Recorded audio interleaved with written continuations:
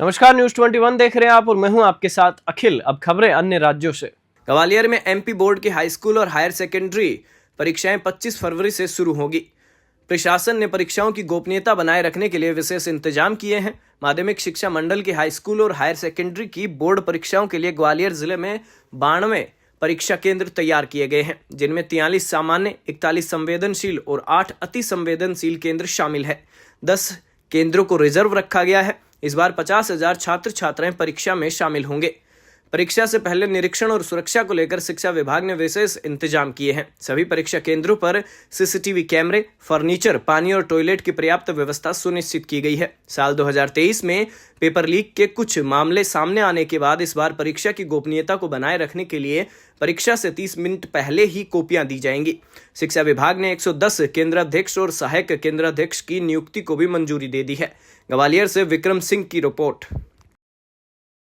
Board की परीक्षा हेतु लगभग 92 परीक्षा केंद्र बनाए गए हैं और ये 92 परीक्षा केंद्रों पर चाक चौबंद व्यवस्था की गई, चाहे वो फर्नीचर की व्यवस्था हो या कहना चाहिए भवन की व्यवस्था हो। सभी जो है ठीक प्रकार के भवनों में बोर्ड फर्नीचर उपलब्ध करा कर के व्यवस्थाएँ की जाती हैं और इसके लिए जिला स्तर से, भोपाल स्तर से मॉनिटरिंग के लिए निरीक्षण दल भी बनाए जाते हैं। पूर्व में ऐसा देखा गया था कि कुछ पेपर आउट की खबरें सोशल मीडिया पे वायरल हुई थी, नकल के भी प्रकरण आए थे, तो उन सब चीज़ों से निपटने के लिए किस तरह की तैयारी विभाग द्वारा की गई है?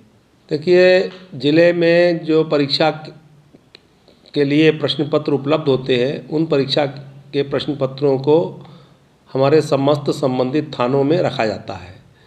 जब से ये व्यवस्था घटनाएं जो है सामने आई हैं, तब से अब परीक्षा के जो केंद्राध्यक्ष और सहायक केंद्राध्यक्ष होते हैं, उनके अतिरिक्त एक कलेक्टर प्रतिनिधि की भी नियुक्ति की जाने लगी है।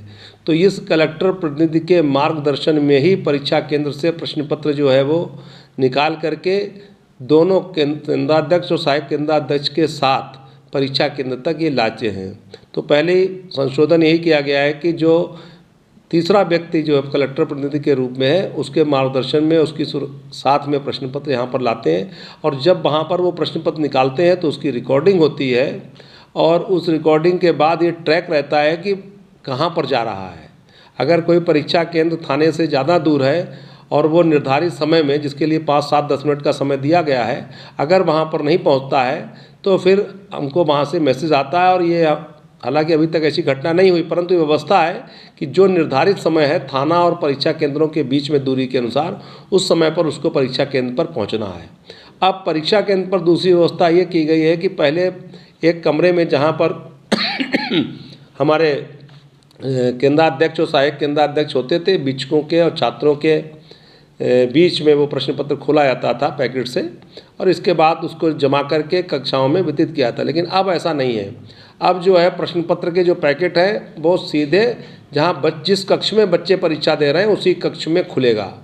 तो इसलिए केंद्राध्यक्ष से के कक्ष से परीक्षक कक्ष तक जो 2 मिनट का या 1 मिनट का जो समय है वो भी जो है पिकअप कर लिया गया है। मतलब अब हमारा जो प्रश्न पत्र है वो सीधे के सीधे परीक्षा कक्ष में खुलेगा जहाँ पर बच्चे बैठे होंगे। तो इसलिए ये 2 परिवर्तन जो है वो महत्वपूर्ण हुए हैं और साथ ही जो हमारा भोपाल से प्रश्न पत्रों का जो एक इंस्टाग्राम के माध्यम से या अन्य तकनीकी माध्यमों से आउट होने के जो समाचार प्राप्त होते रहे, इन पर भी वहाँ भोपाल में वरिष्ठ अधिकारियों द्वारा कार्रवाई की गई है।